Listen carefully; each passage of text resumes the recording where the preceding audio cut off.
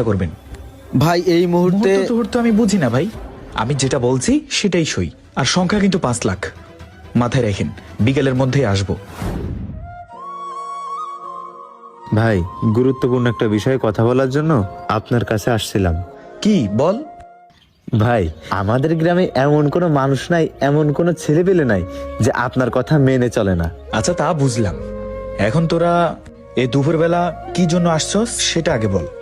ভাই, এই যে আমাদের এলাকায় যে রাস্তাটা টেন্ডার হয়েছে, এটা আমাদের জন্য ভালো না বলেন? হ্যাঁ অবশ্যই ভালো হয়েছে। আমি তো আমার জন্মের পর থেকে এই রাস্তা কাঁচাই দেখেছি। বৃষ্টির সময় যে কতটা ভোগান্তিতে পড়ছি সেটা আমরা সবাই জানি। এখন কি কোনো সমস্যা হয়েছে? ভাই, আমরা গেলে তো ওখানে ওরা বুঝবে না আমাদের কথাটা। আপনি যদি একটু বলতেন যে রাস্তার মাঝখানে যে মাল সামানাগুলো ব্যবহার করাবে ওইগুলো যদি একটু ভালো মানের দিত, তাহলে কিন্তু বিষয়টা অনেক ভালো হতো। না আলামিন, বিষয়টা হচ্ছে কি, আমি তো আর তোমাদের এলাকার মেম্বার না, ঠিক আছে? সাধারণ একজন সমাজসেবক। এখন রাস্তার টেন্ডার নিছে কারা, কে নিছে না নিছে এগুলো তো আমি জানি না। হ্যাঁ, তবে আমি কথা বলবো, ঠিক আছে?